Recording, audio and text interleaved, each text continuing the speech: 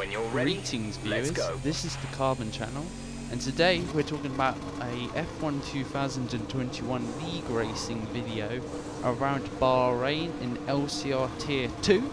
So I did do a little bit of LCR in Season 10, so this is now Season 11, this is the first round of the season, but I mean, I'm now put back into Tier 2, so pretty much put back in my place, because I really run the line, so, and my pace, well.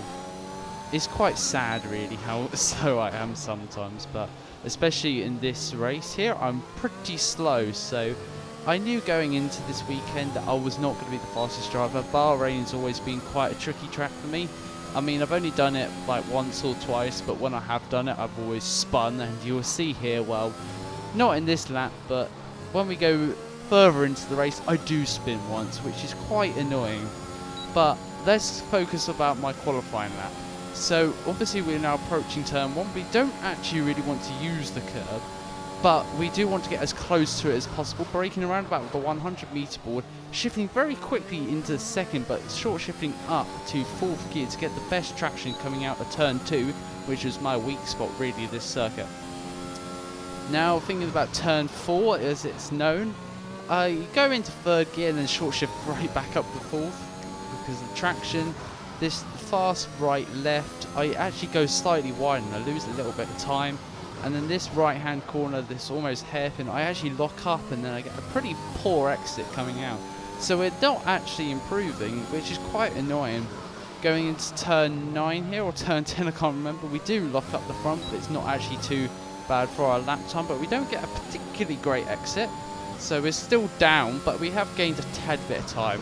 Going into this fast left-hand corner is quite important to stay committed, but we still get quite a poor exit, but we do gain around about half a tenth there, as you see the Williams going backwards. It's quite a sub-optimum line there, if I say so. And we're now actually, we just did the penultimate corner, so we're now going to go to the final corner of the race, or the qualifying lap, sorry, not the race, I'm getting too far ahead of myself. As we do that pretty nicely, get on the curb, which probably cost us a little bit of time on exit, but it's not actually a great time at all. It's only, I think at the moment, P11 provisionally, so that is pretty bad for us. But I mean, we went down to P12, but as you can see, we're 1.1 seconds behind Rusty, who has absolutely just obliterated everyone in this race. So you can see here, we are at Bahrain. If you didn't know already, if you couldn't tell from the onboard, we're at Bahrain. So let's jump straight into the race, shall we, lads? Right, so this is the end of the formation lap. We are actually in 2 cars, which is a bit disturbing. Let's hope that doesn't happen going into turn 1. So that we are just lining up now into our P11 grid spot. We actually moved up 1 place as well, because there was a restart, which I'm not including due to a qualifying glitch of what happened at the end of the lobby. The rest of the grid. But we moved up 1 place because someone couldn't turn up. But it is 5 red lights, and it's lights out, and away we rumble. As we get a pretty atrocious start with a load of wheel spin, we immediately lose the position to Rakithi there. But we do go down the inside. I don't want to hit the Williams in front of us. A Blackie, I think it is. I can't really say his name. As we see the Haas there going backwards into turn 2, as Immortal goes right around the outside of us there. That's a pretty good, nice move from him. You can see Steve the ghosted Ferrari there, as we actually now are going to hit Immortals. I didn't really realise that he was so close to us on the exit. I thought he went wider, so I took my normal line, but that was probably my bad there. But no damage for either cars, so it was fine at the end of the day. As we now should be settling into the lap 1 now, as we can see here going, this is still lap 1, but you can see that Rakithi goes really wide on the final corner here, and that's just going to invite us out to absolutely obliterate him on the straights, because we don't like downforce in this channel. I mean, as Clarkson said, it's like an invisible elephant. What if the elephant falls off? So if we just run no wings, we can absolutely obliterate everyone on the straights, and then when we get in the corner, that's where we start to cry. But apart from that, it should be all good. you see here, Immortal actually gets a really good run on us here, going into turn 1, as we nearly make contact actually, but it's still going to be a good battle. But he actually gets us going around the outside of turn 2. That's a very brave move and very good from him. I wanted to stay behind him because he was a bit faster, but then he just, he just ran wide there, so that was a bit, it was kind of funny to be honest. I'm going to be honest remembering back at it, but I don't know if it had this weird glitch in the game where it, I don't know what this is about. This is me just losing the car, okay? Oh no, this was about, so there was a car that spun on the left, sorry I couldn't see that. So now we're going to approach the final corner again, and this will be quite a hot spot during the race, as you will see. But Immortal is coming back at us, so he's obviously got more pace than us. And I think at this point in the race, I was thinking, you're faster, just go, please, because I don't want to hold us up. He's already got a 3-second time penalty, but I really thought I could beat him still. I just need to let him go for the moment, because he was faster at this point in the race. But that's how the cookie crumbles sometimes, so I did let him past here. I think he does go a tiny bit wide going into this corner, yes he does, but I'm still not going to think about going for another move. However, I don't know how I've overtaken him here, but apparently I'm ahead of him.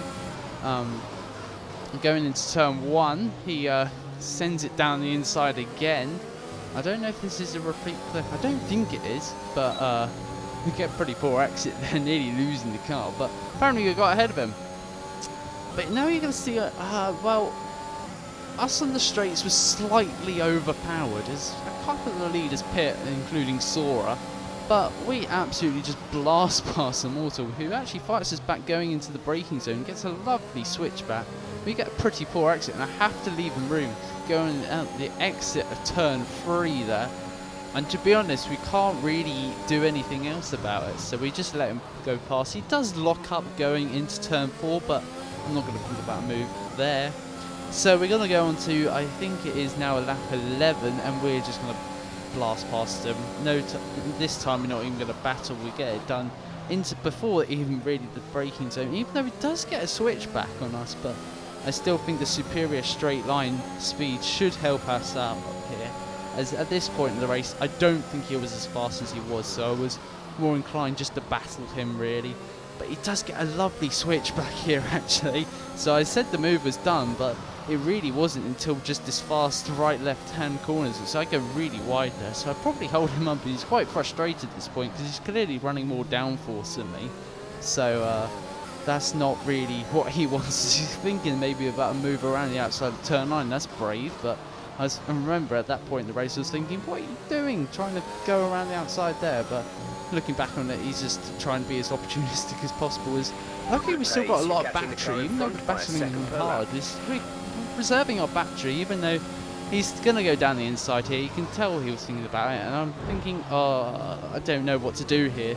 So we actually make contact, we bang wheels, which was pretty cool in some ways, so that we can get so close but not actually spin each other out, as we're going to go down the inside of turn 4 here, but he's actually just going to walk away and during this exit of turn 4, lovely switchback from the Alpine driver there. I think we're fast forwarding a lap now. Oh no, we're not actually, as we're now, he's going to try and go down the inside of Max Seb, that corner, the penultimate one that no one ever really remembers. So in the final corner, I'm thinking, I reckon we can do a double move here. I mean, this sounds a bit dumb, but we know how good our straight line speed was, so I tried it, and it actually did work out. As we're going to go along the main straight here, as we can see, we go 3 wide for a bit, but Immortalz doesn't quite have the straight line speed, so we're now going to go down the inside of Max Seb, and we pretty much get that move done and dusted, and they're quite far behind us, so I don't have to worry about them getting a run on me going into turn 4. As you can see here, sadly Savoia, QBR20 Savoia that is, actually disconnected a couple of times during the race, so we actually end up in the lead of the race, even though that's not going to last very long, because on this lap, well, you can see QBR20 Star is already right behind us, and he is like the net leader. He's already made a pit stop, but even though we haven't, but he actually makes contact there with Immortal and spins him out, so that's quite a bit of a shame there. So we couldn't really battle him all of the race, but As you can see here, I'm just going to let past Star because he's clearly going to be faster in them new mediums compared to my old mediums at this point. And he actually goes on to win the race, which is pretty good drive from him, I do have to say. So being Rusty, you've got that ridiculous pole margin, as we're now going to box for soft tyres. So we actually made the mediums work quite a long way, so we got 18 laps out of it. So if you ever want a strategy, it's either softs to mediums or mediums to softs. Tyre wear is quite high, but you can make it.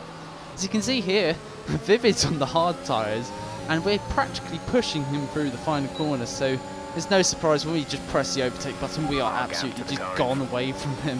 And we actually get purple sector 1. This is in the same lap, and we closed up right our way to QBR and Nico, as we're going to hopefully make the move before the fast left-hander. You can see his red light flashing there. That means he's got less than 10% ERS. We're just going down the inside there. There's no contest there for him.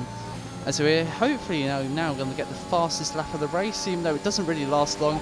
Sadly, Nico held us up quite a lot through sector 2, so I reckon if he didn't, we had a better chance of getting the fastest lap, but you can see already it's been broken by someone else who's pitted late onto the soft tyres. But it's a bit of a shame we couldn't get the fastest lap, but it is what it is.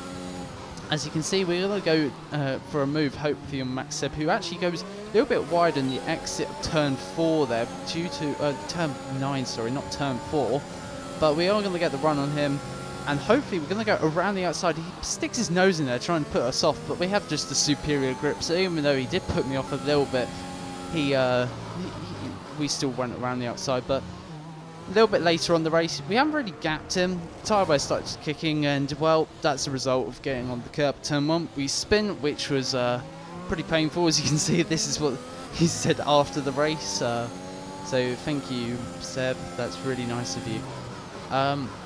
Same lap though, we're gonna go past QPR Nico again, because to be honest, our pace wasn't too bad in these tyres.